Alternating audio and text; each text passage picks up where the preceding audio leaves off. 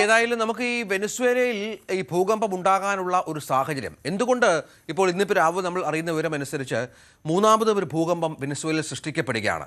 എന്തുകൊണ്ട് വെനസ്വേല ഭൂകമ്പത്തോട് ഇത്ര ചേർന്ന് നിൽക്കുന്നു എന്നുള്ള വളരെ പ്രധാനപ്പെട്ട ഒരു ചോദ്യമുണ്ട്.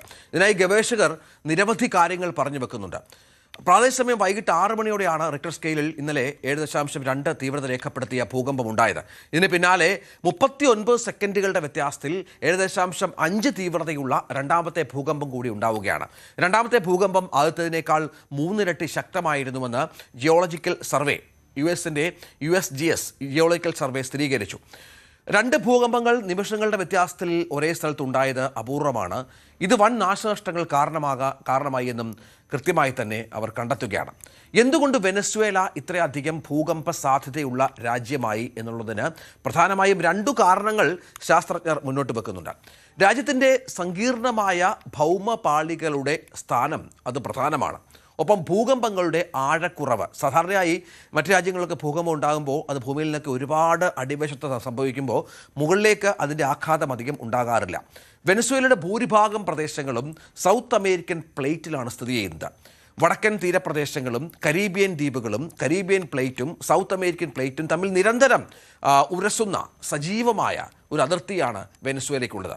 ഈ 2 കൂറ്റൻ ഭൗമപാളികൾ തമ്മിൽ വർഷത്തിൽ ഏകദേശം 20 മില്ലിമീറ്റർ എന്ന തോതിൽ ചലിക്കുന്നുണ്ട്.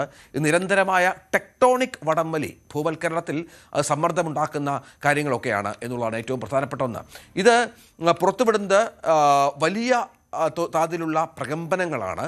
വെനസ്വേലയുടെ ജനസംഖ്യയുടെ ഏകദേശം 80% ഇത്തരം സജീവമായ ഭൂകമ്പ മേഖലകളിൽ താമസിക്കുന്നു എന്നുള്ളതാണ് നിർണായകമായ ഒരു ഘടകമായി നമ്മൾ കാണേണ്ടത്.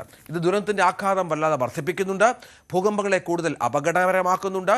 ഇത്തരത്തിൽ മിക്ക ഭൂകമ്പങ്ങളും നേരത്തെ പറഞ്ഞതുപോലെ ഭൂമിയുടെ ഉപരിതലത്തിൽ നിന്ന് 15 മുതൽ 20 കിലോമീറ്റർ വരെ ആഴത്തിലാണെങ്കിൽ ഈ ഉപരിതലത്തോട് അടുത്താണ് വെനസ്വേലയിൽ ഉണ്ടാകുന്ന പല ഭൂകമ്പങ്ങളും എന്നുള്ളതാണ് അവരുടെ ഒരു പ്രശ്നത്തിന് കാരണമായത്. ഇതിനകം ലക്ഷക്കണക്കിന് ആളുകളാണ് വെനസ്വേലയിൽ ഭൂകമ്പവുമായി ബന്ധപ്പെട്ട് മരിച്ചത്. സുനാമിയൊക്കെ ആഞ്ഞടിച്ച് ഇല്ലാതായ ഒരു രാജ്യം കൂടിയാണ് വെനസ്വേല. ഇതിനിടയിലാണ് ഇത്തരത്തിലുള്ള വലിയ പ്രശ്നങ്ങൾ സംഭവിക്കുന്നത്. മാത്രമല്ല ഈ ഭൂകമ്പ സാധ്യതകൾ മുൻകൂട്ടി പ്രവചിക്കാനുള്ള ഒരു ആധുനിക സംവിധാനങ്ങളും ഇല്ലാത്ത ഒരു രാജ്യം കൂടിയാണ് വെനസ്വേല എന്നുള്ളതാണ്. ലോകരാജ്യങ്ങളുടെയൊക്കെ നോട്ടം അങ്ങോട്ടേക്ക് വേണ്ടതാണ്. പ്രത്യേകിച്ചും അമേരിക്ക ആണല്ലോ ഇപ്പോൾ വെനസ്വേലയിലെ ഭരണകൂടത്തെ അട്ടിമറിച്ച് പുതിയൊരു പാവ സർക്കാരിനെ അവിടെ പ്രതിഷ്ഠിച്ചിരിക്കുന്നത്. പക്ഷേ അവർ ജനങ്ങൾക്ക് വേണ്ട അടിസ്ഥാനപരമായ ഒരു കാര്യം ചെയ്യാനും പുതിയ സർക്കാരിന് സാധിക്കുന്നില്ല എന്നുള്ളതാണ് ഏറ്റവും സങ്കടകരമായ കാര്യം.